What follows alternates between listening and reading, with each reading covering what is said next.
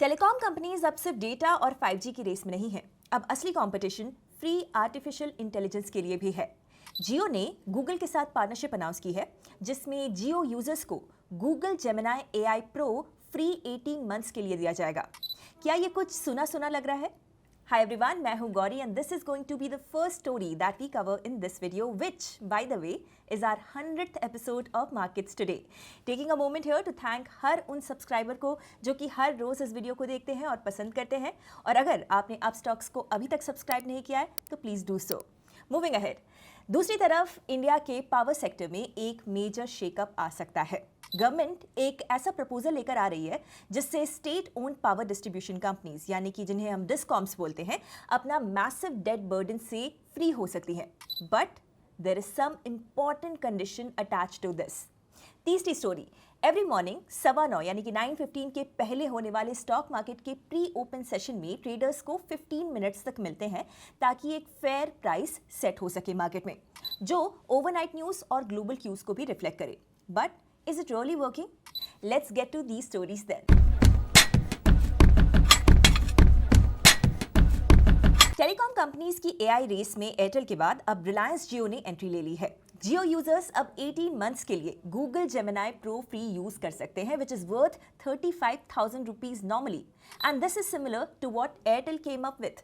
Airtel ने 17,000 rupees worth का Perplexity pro का एनुअल सब्सक्रिप्शन अपने यूजर्स को फ्री दिया था कुछ ही महीनों पहले। पिछले कुछ महीनों में टेलीकॉम इंडस्ट्री का फोकस सिर्फ नेटवर्क कवरेज या डेटा स्पीड तक लिमिटेड नहीं रहा। अब टेलकोज अपने यूजर्स को AI बेस्ड डिजिटल सर्विसेज देना चाहते हैं, और इस कॉन्टेक्स्ट में जियो का ये मूव काफी स्ट्रेटेजिक लगता है। जेमिनी प्रो के थ्रू जियो यूजर्स को इमेज एंड वीडियो जनरेशन के फीचर्स, नोटबुक LM जैसे रिसर्च टूल और 2 TB क्लाउड स्टोरेज भी मिलेंगे, और रोल आउट भी काफी इंटरेस्टिंग है। पहले फेज में 18 to 25 ईयर ओल्ड यूजर्स को ही एक्सेस दिया जा रहा है, which will then be expanded to others over time. मतलब कि जियो जेनजी यूजर्स को अग्रेसिवली टारगेट कर रहा है। तो अब दोनों ही लीडिंग टेलकोज इंडिया के जियो और एयरटेल AI को एक प्रीमियम डिफरेंशिएटर की तरह यूज कर रहे हैं ताकि उनके हाई वैल्यू यूजर्स एंगेज रहें और ARPU यानी कि एवरेज रेवेन्यू पर यूजर भी बढ़े। सी, एयरटेल के पास सब्सक्राइबर्स तो कम है अगर देखा जाए तो, विच इज अराउंड 36 करोड़, लेकिन उनका ARPU यानी ARPU 250 रुपीज के आसपास है, which is highest in industry. Jio के पास यूजर्स ज्यादा है, विच इज अराउंड 51 करोड़, लेकिन ARPU थोड़ा लोअर है। तो जियो के लिए AI सर्विसेज एक तरीके का प्रीमियमाइजेशन प्ले बन सकता है, जहां से हायर पेइंग यूजर्स को अट्रैक्ट किया जा सके। तो ब्रॉडर पिक्चर यहाँ पर हम देखें तो टेलीकॉम इंडस्ट्री अपनी आइडेंटिटी को रीडिफाइन करने की कोशिश कर रही है। आज टेलकोज सिर्फ कनेक्टिविटी प्रोवाइडर्स नहीं हैं, डिजिटल इकोसिस्टम इनेबलर्स बन रहे हैं। Fix broadband, home wifi, cloud services और अब AI टूल्स, ये सब इनके नए रेवेन्यू स्ट्रीम्स हैं, और इससे इस इंडस्ट्री का टोटल एड्रेसेबल मार्केट यानी कि TAM बढ़ रहा है। और एनालिस्ट के हिसाब से 5G के प्रीमियम पुश और एंटरप्राइज डिजिटल सर्विसेज के साथ इंडियन टेलकोज का नेक्स्ट ग्रोथ फेज शुरू हो चुका है। सेकंड स्टोरी में central government state run power discoms के लिए एक इंटरेस्टिंग प्रपोजल लेकर आ रही है, एंड इट इज दिस। अगर स्टेट गवर्नमेंट्स अपनी इलेक्ट्रिसिटी का बिजनेस प्राइवेट प्लेयर्स को देने के लिए रेडी हो जाते हैं तो सेंटर उनका डेट हैंडल करेगा, और ये कोई छोटी बात नहीं है।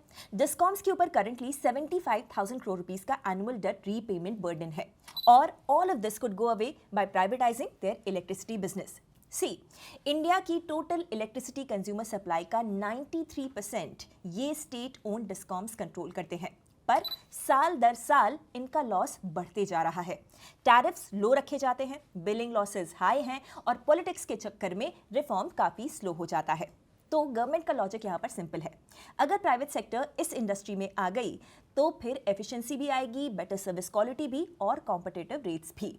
और अगर स्टेट गवर्नमेंट्स अपना डेट हल्का कर ले तो उनके पास वेलफेयर और डेवलपमेंट प्रोजेक्ट्स के लिए ज्यादा पैसा होगा, जो कि पॉलिटिकली भी उनके फेवर में जा सकता है। This sounds like a win win situation, लेकिन ग्राउंड रियलिटी इतनी भी सिंपल नहीं है, और इसमें सबसे बड़ा रोड ब्लॉक है परसेप्शन।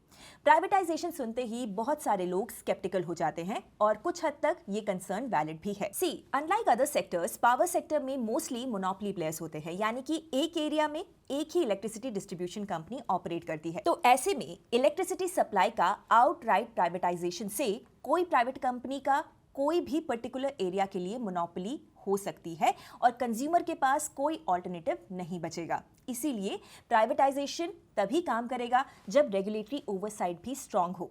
लेकिन अभी तक के रिकॉर्ड को अगर हम देखें तो फ्रैंकली ये उतने इंकरेजिंग नहीं है। रेगुलेटर्स ने पॉपुलिस्ट प्रेशर के चलते टैरिफ्स आर्टिफिशियली लो रखे हैं, जिससे यूटिलिटीज के ड्यूज और रेगुलेटरी एसेट्स पाइल अप हो गए हैं। तो there is a need for a complete overhaul और गवर्नमेंट इस डायरेक्शन पे एक्टिवली काम भी कर रही है।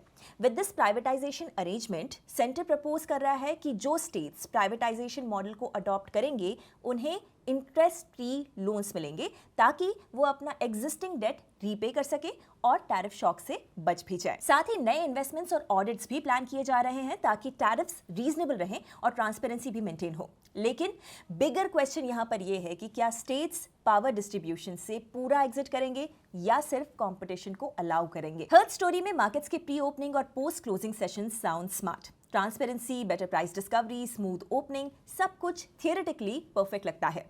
But here is the thing, it बेयरली works that way. Globally ऐसे एक्सटेंडेड ट्रेडिंग विंडोज का पर्पस क्लियर है, जैसे कि यूएस में अर्निंग्स रिपोर्ट हुई, पॉलिसी अनाउंसमेंट्स या फेड अपडेट्स कभी भी आ जाते हैं किसी भी टाइम पर, और वहां पर इन्वेस्टर्स इमीडिएटली रिएक्ट कर सकते हैं thanks to pre market and after hours trading, so that by the time markets officially open most shocks are already priced in. India ने भी इसी आइडिया को 2010 में इंपोर्ट किया, स्टार्टिंग विद द निफ्टी 50 और बाद में ये निफ्टी 500 तक एक्सटेंड किया गया। But it doesn't really work. NSE के डेटा के ही हिसाब से pre open volumes barely touch 0.3% to 0.8% of total daily trades. Retail investors almost ignore it. Even big institutions सिर्फ तब पार्टिसिपेट करते हैं जब कोई एक्स्ट्रा ऑर्डिनरी इवेंट हो। तो जब पार्टिसिपेशन ही थिन है तो equilibrium prices actually market sentiment को कैसे रिफ्लेक्ट करेगा। सेकेंडली, लो लिक्विडिटी का मतलब है एक छोटा सा ऑर्डर भी प्राइस को डिस्टॉर्ट कर सकता है। कभी कभी एक सिंगल लार्ज ट्रेड से प्री ओपन इंडिकेटर प्राइस ऊपर चला जाता है। That is not price discovery, that is noise. Thirdly, US में companies deliberately after market hours earnings को अनाउंस करती हैं। इंडिया में ऐसा कल्चर नहीं है। Most corporate announcements regular hours में ही आते हैं और ग्लोबल क्यूज तो ऑलरेडी गिफ्ट निफ्टी हो या फिर एडीआर्स इसमें रिफ्लेक्ट हो ही जाता है। तो सच में इंडिया का रियल प्री मार्केट एनएसई पर नहीं, गिफ्ट सिटी में होता है। एंड फाइनली, पूरे 15 मिनट्स में सिर्फ कुछ ही मिनट्स एक्चुअल ऑर्डर मैचिंग के लिए होते हैं, बाकी टाइम तो कैलकुलेशन और एडजस्टमेंट ही होता है। तो ये सिंबॉलिक वार्म अप जैसा लगता है, ना कि genuine market activity. To be fair, कुछ एक्सेप्शंस यहाँ पर रहे हैं, but those are once in a while scenarios. So what can be done? Well, option number 1 is to scrap it. अगर 14 सालों में भी लिक्विडिटी नहीं आई है तो शायद ये एक्सपेरिमेंट फेल हो गया है। Regular market hours already price discovery के लिए इनफ है। Option 2 is to reform it. इसके लिए कुछ सॉलिड आइडियाज हैं। प्री ओपन को 15 मिनट से बढ़ाकर 30 से 45 मिनट 30 to 45 मिनट्स करना ताकि पार्टिसिपेशन बढ़ सके। डेरिवेटिव्स को इंटीग्रेट करना, जैसे कि गिफ्ट निफ्टी और इंडेक्स फ्यूचर्स को प्री मार्केट के साथ लिंक कर दिया जाए, और इंस्टीट्यूशनल मार्केट मेकर्स को लिक्विडिटी लेके आने के लिए इंसेंटिवाइज करना। But till the time that doesn't happen, pre open and post market सिर्फ एक डेली रिचुअल है before the real business begins. That's it for this video. Telecom industry का next battle ground artificial intelligence है और इस AI war में जियो और Airtel दोनों ही अपने ट्रम्प कार्ड्स निकाल चुके हैं। सो who will own the intelligent future of Indian telecom? Secondly, state run power discoms के डेट पाइल अप हो रहे हैं जो अब ट्रिलियंस ऑफ रुपीस तक पहुंच गया है, और इस बीच सेंट्रल गवर्नमेंट का प्राइवेटाइजेशन का प्रपोजल इंटरेस्टिंग तो दिखाई दे रहा है, बट एंड में सब कुछ पॉलिटिकल विल पर ही आके रुक जाता है।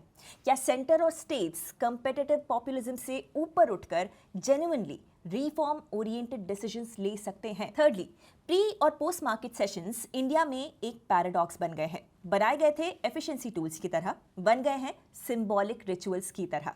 अगर रिफॉर्म नहीं हुआ तो शायद इन्हें रिटायर कर देने का टाइम आ गया है।